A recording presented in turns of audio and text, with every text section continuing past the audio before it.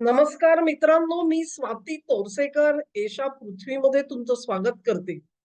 पाकव्याप्त काश्मीर. आमच्या लहानपणापासून आम्ही पाकव्याप्त काश्मीर म्हणत आलेलो आहोत. आता एक नवीन पद्धती आलेली आहे, ज्याला POJK वेगळा आणि गिलगिट बाल्टिस्तान वेगळा असं एक 2 वेगळी नावं घेतली जातात.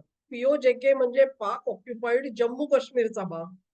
गिलगिट बाल्टिस्तान हा आत्ताच्या घडीला सुद्धा आपल्या लडाखमध्ये सामील करण्यात आलेला आहे. म्हणजे 370 हटवल्यानंतर भारत सरकारने काश्मीरचे जे 2 तुकडे केले अगोदरच्या JNK या राज्याचे, त्याच्यामध्ये एक लडाख आणि एक जम्मू काश्मीर असा तुकडा केलेला आपल्याला दिसून येतो. तेव्हा आमच्या लहानपणी या सगळ्याला मिळूनच आम्ही पाकव्याप्त काश्मीर म्हणायचो. तर मी त्याच संदर्भाने हा व्हिडिओ आता करताना तुम्हाला दिसेल. या पाकव्याप्त काश्मीरामध्ये गेले काही महिने प्रचंड अशांतता आहे. तिथे निदर्शनं होत आहेत. ही निदर्शनं तिथे निवडणुका घेतल्या जातात आणि त्या निवडणुकांमध्ये प्रतिनिधी जे निवडले जातात त्याच्यामध्ये चलाखी पाकिस्तान सरकारने अशी करून ठेवलेली आहे, की निवडून आलेल्या प्रतिनिधींपेक्षाही जास्त प्रतिनिधी नेमले जातात आणि हे नेमले गेलेले प्रतिनिधी जे आहेत ते पाकिस्तान स्वतः नेमतं. अखेर तिथल्या त्या प्रदेशामधला जो सत्ता समतोल आहे तो पाकिस्तानच्या बाजूने झुकता कसा राहील याची सतत काळजी घेतली गेलेली आहे. एक आपण बघितलं तर हा सगळा जो भाग आहे त्याच्यामध्ये कुठलाही विकास करण्याची तसदी पाक सरकारने घेतलेली नाही. किंबहुना त्या सगळ्या प्रांताचे रिसोर्सेस, साधन संपत्ती ही पंजाब प्रांताने ओरपून खाल्लेली आहे.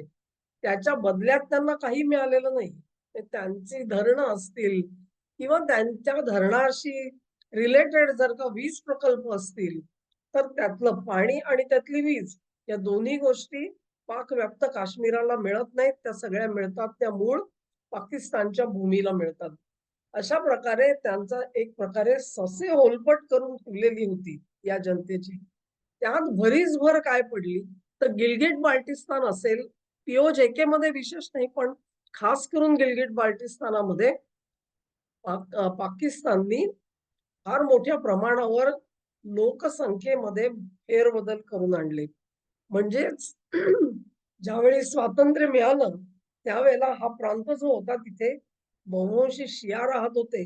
आजच्या घडीला तिथे पाकिस्ताननी नेऊन वसवलेले सुन्नी इतके झालेले आहेत की ते प्रमाण आता अजूनही शिया जास्त आहेत थोडे, पण ते प्रमाण म्हणजे साधारण 55 ते 60च्या दरम्यान आलेलं आहे त्यांचं, जे ते 80-90 पर्यंत होती. तर अशा प्रकारे तिथे काही ना काही प्रमाणामध्ये केवळ या राजकारणामधल्या चलाख्या करून नव्हे तर लोकसंख्या बदलातून सुद्धा सूत्र आपल्या हाती राहतील याची काळजी पाकिस्तानने घेतलेली आहे. आणि मग अशा परिस्थितीमध्ये तिकडे जर का निदर्शनं झाली तर बिलकुल नवल नाही. हल्लीच पाकिस्तानने एक जाहीर केलेलं होतं, हा सगळा जो भाग आहे त्याला एक वेगळा प्रांत असल्याची मान्यता द्यायची आणि अखेर तो पाकिस्तानचा भाग म्हणून समाविष्ट करून घ्यायचा. कारण आतापर्यंत POJK असेल किंवा गिलगिट बाल्टिस्तान असेल, ह्यांना एक स्वतंत्र घटना होती असं निदान कागदावरती दाखवलं जात होतं. कागदावरती हा भाग जो आहे हा पाकिस्तानचा आहे असं मानलं जात नव्हतं. गिलगिट बाल्टिस्तानचं खास वैशिष्ट्य असं की त्याला लागून असलेलं म्हणजे त्याचा भाग असलेली शक्सगम व्हॅली जी आहे ती पाकिस्ताननी चीनला देऊन टाकलेली होती आणि त्याच भागामधून त्यांचा सिपेकचा कॉरिडॉर जाणार होता. मग पाकिस्ताननी या प्रांतामध्ये केवळ या चलाख्या केल्या नाहीत, तर चीनला मोठा आमिष दाखवून त्या प्रांतामध्ये आणलं आणि एक प्रकारे भारताला शह देण्यासाठी म्हणून एका महासत्तेला तिथे आणून बसवलं. असं आणून बसवलं की भारताचा आणि त्यांचा बेबनाव राहील आणि त्याच्यामधली जी स्पर्धा असेल त्याच्यातून आपण आपलं लोणी कसं उकळायचं ह्याचा विचार पाकिस्तानने सतत केलेला आहे. मग आजच्या घडीला ही जी सगळी निदर्शनं होत आहेत त्याचं नेमकं पर्यवसान कशात होणार? मला कल्पना आहे की अनेक मोदी समर्थक जे आहेत, भक्त आहेत, त्या सगळ्यांना ही एक आस लागून राहिलेली आहे, की कधी त्या पाकिस्तानचं विघटन होईल. कधी हे सगळे प्रांत फुटून निघतील. मग तो पख्तुनिस्तान असेल, खाली सिंध असेल, बलुचिस्तान असेल किंवा हे पीओजेके आणि गिलगिट बाल्टिस्तान हे परत भारतामध्ये समाविष्ट कधी होतील या सगळ्याकडे डोळे लावून सगळे बसलेले आहेत. आणि मग आता बघा 13 ऑगस्ट पर्यंत हे होणारच, 15 ऑगस्ट पर्यंत हे होणारच. काही नाही झालं तर 26च्या शेवटापर्यंत हे होणारच. अशा अनेक डेडलाईन्स आपण आजपर्यंत ऐकल्या गेल्या 12 वर्षामध्ये. परंतु त्यातली एकही फळाला आलेली आपल्याला दिसली नाही. एक काम मोदींनी जरूर केलं. 370 कलम हटवलं. पण त्यानंतर तुम्ही बघाल तर या एकीकरणाच्या दृष्टिकोनातून मोदी सरकारनी कुठलीही पावलं उचललेली आपल्याला दिसलेली नाहीत. एक गोष्ट होऊ शकते, जर या सत्रामध्ये 16 ऑगस्ट ते 18 ऑगस्ट जे विशेष सत्र बोलवलं गेलेलं आहे, त्याच्यामध्ये जर का डिलिमिटेशनची जो कायदा आहे, जे बिल आहे, ते जर का पास झालं, तर असं म्हटलं जातं, की गिलगिट बाल्टिस्तानसाठी काही जागा आपल्या संसदेमध्ये राखून ठेवलेल्या आहेत. आणि मग त्या जागा भरण्याचं काम कदाचित भारत सरकार करू शकेल. हे सगळं स्पेक्युलेशन आहे. आजच्या घडीला तिथे परिस्थिती काय आहे बघा, तिची अशांतता आहे आणि निर्घृणपणे, निर्दयपणे निदर्शकांची आंदोलनं चिरडली जाताना आपण बघतो आहोत. जशी ती पीओजेके मध्ये आहेत, गिलगिट बाल्टिस्तानात आहेत, तीच अवस्था बलुचिस्तानमध्ये झालेली तुम्हाला दिसेल. मग तुम्ही असा विचार कराल, की हा नेमका डाव कोणाचा आहे आणि पेस नेमका कोणाला घातलं जातंय? हे सगळं जे पाकिस्तान सरकार करतंय, ते भारताला पेच घालण्यासाठी करतंय का? हा प्रश्न आहे. आणि ह्यांना फूस कोण देतं आहे? हे सगळे जे निदर्शक आहेत, त्यांना मुळात ती प्रेरणा कुठून येते आहे? ते कसे लढतायत? त्यांना शस्त्र कशी मिळतायत? हे सगळे अनुत्तरित प्रश्न आज जरी वाटले तरी देखील कुठे ना कुठेतरी दिशा मात्र आपल्याला जरूर दिसते. उदाहरणार्थ बलुचिस्तानचा विचार तुम्ही जर का केला, तर काही धागे आता स्पष्ट झालेले आहेत. ते जे बलुचिस्तान लिबरेशन आर्मी आहे ना, त्यांना मुळी सगळा शस्त्र पुरवठाच अमेरिका वेगवेगळ्या मार्गाने, चोरट्या मार्गाने करते आहे. म्हणजेच ही बीएलए जी आहे, तिला सक्षम करून पाक सरकारच्या विरोधामध्ये लढण्यासाठी मदत जर का अमेरिका करत असेल, तर मग हे बलुचांना ही मदत अमेरिका का करते आहे हा प्रश्न पडेल. पण हा प्रश्न पडण्याची गरज नाही, कारण इराणमधला सिस्तान हा जो प्रांत आहे, तिथेही बलुची राहतात आणि बलुचिस्तानला अशा प्रकारे प्रोत्साहन देऊन, चिथावणी देऊन इराणचं विघटन होऊ शकतं, हे बेरक्या अमेरिकेने चांगलं हेरलेलं आहे. तेव्हा बीएलए आणि बलुचिस्तान इकडचा जो सगळा उद्रेक आहे, त्या उद्रेकाला आशीर्वाद कोणाचा आहे तुम्हाला समजू शकतं.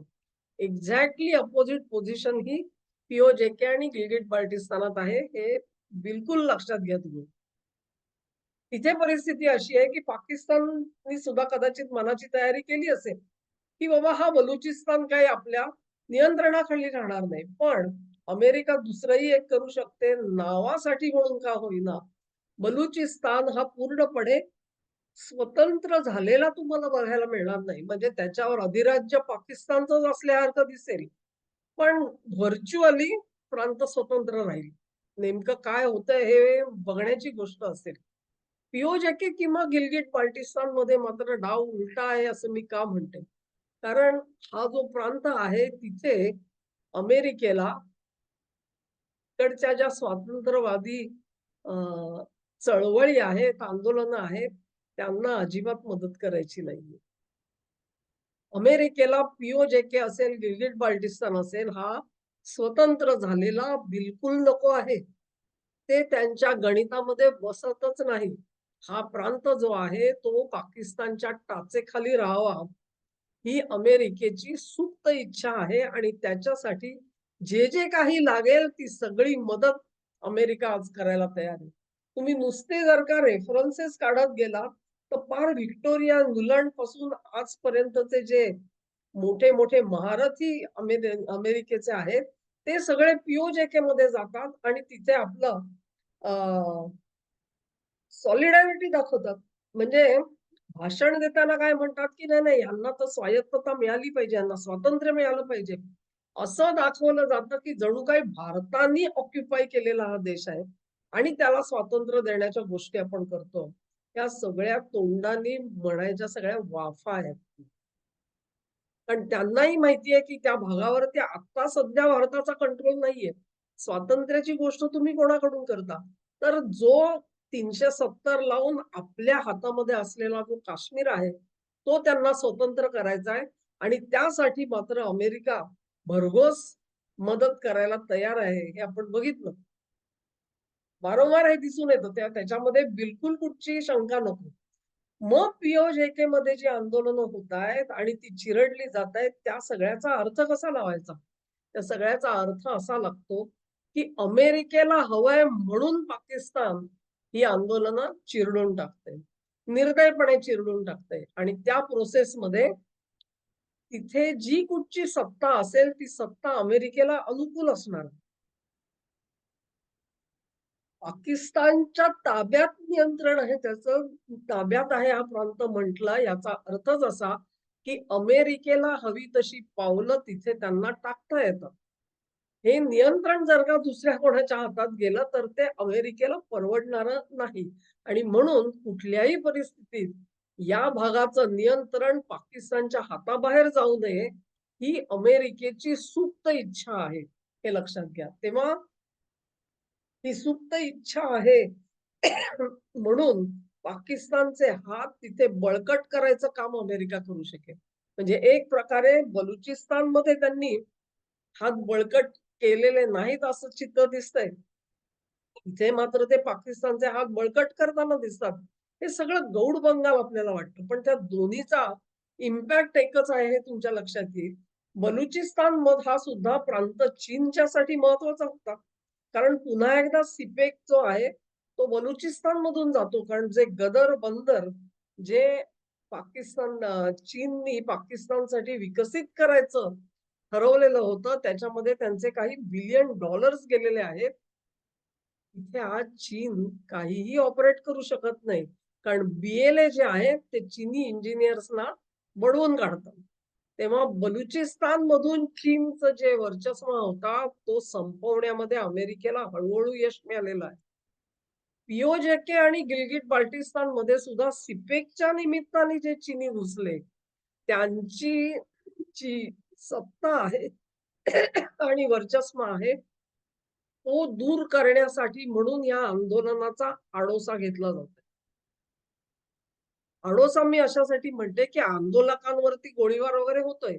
पण त्या निमित्ताने आणखी किती लोकांचा खात्मा होतोय, याचा आपल्याला अंदाज येत नाही. कारण त्या काही गोष्टी रिपोर्ट सुद्धा होत नसतील. पण या सगळ्या प्रांतामधून चीनचा प्रभाव संपवून टाकणं, हे अमेरिकेचं ध्येय बनून गेलेलं आहे. आणि ह्या सगळ्या गोंधळाकडे तुम्ही त्या दृष्टिकोनातून बघायला लागाल, तर तुम्हाला चित्र हळू स्पष्ट होताना दिसेल. नुसता पीओजेके आणि गिलगिट बाल्टिस्तान हातापासून उपयोग नाही. त्यांना नेपाळ पाहिजे हातामध्ये. नेपाळमध्ये काय केलं आपण बघितलं. ती जी काही राज्यक्रांती झाली, स्नायपर बसवून हत्या करवली गेली. आधी काय केलं, तर सोशल मीडिया बंद झाला. सोशल मीडिया बंद झाल्यानंतर तरुण कसे शेवानी बाहेर पडले आणि त्यांनी मोठं आंदोलन केलं, असं दाखवलं गेलं. त्या आंदोलनामध्ये जी हिंसा झाली, ती स्नायपर्स बसवलेले होते. कोणी कुठे कसे बसवले, आजतागायत चौकशी नाही त्याची. अशा तऱ्हेने नेपाळमध्ये सत्तापालट घडवला गेला. नवखी मुलं तिकडे सत्तेवर बसवली गेली आणि त्या मुलांच्या समोर ते एक त्यांचा स्वतंत्र रस्ता चोखाळायचा प्रयत्न करतायत. चीनची सद्दी संपली. ओली साहेब पंतप्रधान होते. ते चीनच्या कह्याच होते. चीन सांगेल तशी पावलं उचलत होते. चीन म्हणतो म्हणून ते भारतालाही दुखवत होते एक एक काळ. पण ओलींचं साम्राज्य संपल्यानंतर नेपाळ हा चीनसाठी न्यूट्रल झाला. जसा बलुचिस्तानमधून त्यांची सद्दी संपवण्याचा डाव रचला गेला, पीओजेके गिलगिट बाल्टिस्तान मधून सद्दी संपवली गेली, तशीच नेपाळमधून संपवली गेली. हे ची खोंगाट बाळगा. आणि हे सगळं कशासाठी चाललंय हा प्रश्न तुम्ही विचारा. तर हे सगळं चाललंय ते त्यांना तिबेट पर्यंत पोहोचायचंय. तिबेटमध्ये पोहोचायचं तर नेपाळ हातात पाहिजे, पीओजेके पाहिजे, गिलगिट बाल्टिस्तान पाहिजे. अन्यथा तुम्ही चीनपर्यंत पोहोचू शकत नाही. चीन कशासाठी पाहिजे? तिबेट कशासाठी पाहिजे? तर तिबेटला Tibet is an autonomous region, TAR असं त्याला म्हटलं जातं. त्याच्यामध्ये चीनची अधिसत्ता त्यांना नको आहे. तिबेटला सुद्धा स्वातंत्र्य आपण मिळवून दिलं म्हणून ट्रम्प कॉलर टाईट करायला बसलेले आहेत. काही जणांना ही कवी कल्पना वाटेल, काहींना वाटेल दिस इज अ फार आयडिया, पण ती फार आयडिया नाहीये. ट्रम्प सत्तेत आल्यापासून तुम्ही बघाल तर दलाई लामांशी बरीच कुजबूज चाललेली आहे. बरीच गोडी गुलामीनी कामं चालून घेतलेली आपल्याला दिसतील. ह्यानी त्याची स्तुती करायची, त्यांनी ह्याची स्तुती करायची. हा भाग तर झालाच. पण अमेरिकेने वारंवार सांगितलेलं आहे, की तिबेटच्या प्रदेशाला स्वायत्तता मिळाली पाहिजे आणि आम्ही त्यांच्या सोबत आहोत. आम्ही आवाहन करतो आहोत, की चीन सरकारनी यांच्याशी बोलणी सुरू करावीत आणि त्यांना स्वायत्तता कशी देता येईल याचा विचार विनिमय सुरू करा. हे आवाहन जे आहे ते ट्रम्प सरकारच्या कारकिर्दीमध्ये आजपर्यंत 3 पेक्षा जास्त वेळा केलं गेलेलं आहे. हे लक्षात घ्या. ट्रम्पची कारकीर्द आता उडीपुरी 2 वर्षाची आहे. या 2 वर्षात जर का 3 वेळा झालं असेल, तर साधारणपणे दर 6-8 महिन्यांनी एकदा आवाहन झाल्याचं तुमच्या लक्षात येईल. आणि ह्या सगळ्याच्या मागे काय तर एका बौद्ध भिक्षूंनी स्वतःला पेटवून घेतलं. म्हणून एक आवाहन केलं गेलं. मग आणखी काही, मग दलाई लामांशी सु दलाई लामा आणि चीन यांचं का पटत नाही? कारण चीनला दलाई लामांच्या मृत्यूनंतर पुढचा लामा कोण येणार हे ठरवण्याचा अधिकार चीनला स्वतःकडे पाहिजे. आम्ही सांगू तो तुमचा प्रमुख होईल असा हट्ट चीनने धरलेला आहे. व्हेअरएज आमच्या धर्मानुसार पुढचा जो प्रमुख नेमायचा तो दलाई लामा स्वतः त्याची निवड करतात आणि त्याच ती परंपरा आम्ही मोडणार नाही असं कोण सांगतं तर दलाई लामा आणि त्यांची संघटना सांगत असते. पण चीन त्याला जुमानत नाही. तेव्हा अमेरिका काय म्हणते की त्यांच्याशी बोलणी करा आणि हे सगळे प्रश्न मिटवा आणि तिबेटला ऑटोनॉमस राज्य म्हणून जाहीर करा. एक प्रकारे तुम्ही बघाल तर चीन कायम चीननी आपला अरुणाचल प्रदेश जो आहे त्याला ते दक्षिण तिबेट म्हणतात. आणि हा दक्षिण तिबेट असल्यामुळे अनेक शहरांची नावं चीननी एकतर्फी बदललेली आहेत. दरवर्षी काही ना काहीतरी नावं बदलली जातात तिकडे. म्हणजे तशी घोषणा चीन करत असतं. यावेळी पहिल्यांदा भारताने 27 गावांची नावं बदलल्याचं आपल्याला दिसून आलं. तशी अधिकृत घोषणा भारताने केलेली दिसली. तेव्हा या निमित्ताने भारत आणि चीन यांचं पटत नाही. ही गोष्ट तर सरळ क्लिअर आहे.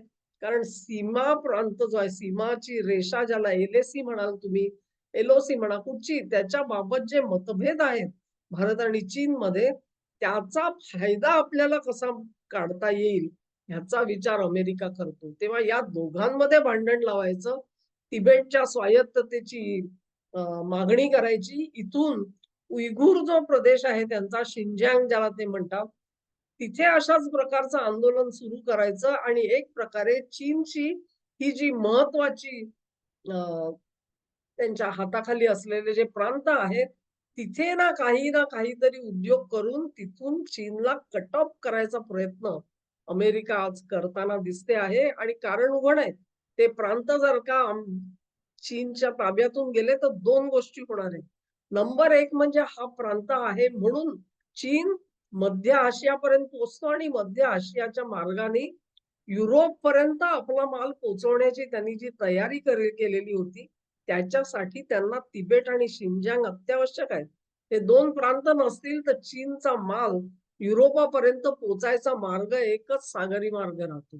त्याला पॅरलल दुसरं काहीतरी पर्याय उपलब्ध असावा म्हणून ह्या रेल्वे चीननी काढायचा प्रयत्न केलेला होता. त्याला शह देण्याचं काम करायचं तर हातातून तिबेट हिसकावून घेणं आणि शिंजियांग प्रांत हिसकावून घेणं ही स्ट्रॅटेजी असू शकते. त्याचं दुसरं एक वैशिष्ट्य असं आहे, की चीनला जे पाणी मिळतं म्हणजे तिथे ज्या नद्या आहेत त्या सगळ्या नद्या या वरच्या भागातून खालपर्यंत पाणी देत असतात. तेव्हा चीनची 2 प्रकारे कोंडी होऊ शकते. त्यांचं पाणी अडवता येईल आणि त्यांचा युरोपचा ॲक्सेस थांबवता येईल. या 2 गोष्टींसाठी अमेरिकेला त्याला कट शॉर्ट करायचं आहे आणि त्यासाठी म्हणून एकंदरीत तयारी चालू आहे. त्याचा भाग म्हणून बलुचिस्तानमधल्या ॲक्शन्स, पीओजेके गिलगिट बाल्टिस्तानमधल्या ॲक्शन आणि मग ह्याच्यानंतर दलाई लामा कितपत तयार होतील मला कल्पना नाही. कोण कुठे आत्महत्येसाठी तयार होईल कल्पना नाही. नेपाळचं मी सांगितलं तुम्हाला.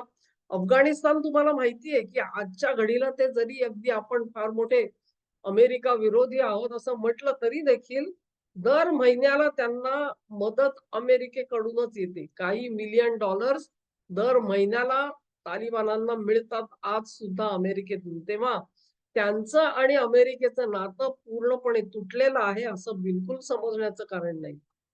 अशा प्रकारे चीनची कुचंबना करायची, त्यांच्या सगळ्या कामामध्ये गतिरोध निर्माण करायचा. ह्या सगळ्यामध्ये भारत कुठे बसतो? भारताने ह्याच्यात सहकार्य करावं ही तर अमेरिकेची मागणी आहे. आणि सहकार्य करायचं म्हणजे काय? तर तुम्ही युद्ध सुरू करा चीनच्या विरोधामध्ये. की ज्याचा लोणी खायला बसले ट्रम्प साहेब. तर मोदी म्हणतात, की "ये तो मेरा वॉर है ही नहीं, ये हमारा झगडा है ही नहीं. आपका हो तो आप कर लो." तेव्हा तिबेटला स्वातंत्र्य द्यायचं का नाही? शिंजांगचं काय करायचं? पीओजेके गिलगिट बाल्टिस्तान स्वतंत्र करायचा का नाही? हे सगळे जे इमोशनल मुद्दे असे उभे करून तुम्हाला त्याच्या मागे फरफटवण्याचं जे काम आणि योजना अमेरिकेने तयार केलेली आहे, तिच्या मागे फरफटायला मोदी तयार नाहीयेत. ही सर्वात मोठी अडचण आहे आणि म्हणून आजपर्यंत ट्रेड डील होऊ शकलेलं नाहीये. कारण आपण ह्याला होकार देत नाहीये. आणि अमेरिकेला तुमचं काय महत्व आहे? म्हणजे तुम्ही जर का म्हणाल, की "हां, ठीक आहे." ते जर का चीनला डच्चू देणार असतील आणि तुम्हाला जर का ते स्थान मिळणार असेल, तर तुम्ही का नाही घेणार? अहो, पण साहेब त्यांना तसं नको आहे. त्यांना एक बटीक हवा आहे आणि तो बटीक म्हणजे भारत देश हवा आहे. तेव्हा तो बटीक व्हायला तयार नाहीये. त्याची किंमत मोदी मागतायत. तुम्हाला जर का सहकार्य हवं असेल, तर त्याची किंमत मोजावी लागेल. ती किंमत मोजायला ट्रम्प तयार नाहीयेत. मला लुटण्यासाठी भारताची महाद्वारं उघडून द्या आणि तुम्ही तिकडे लढाई करा. म्हणजे मला माझं सैन्य पाठवायची गरज नाही.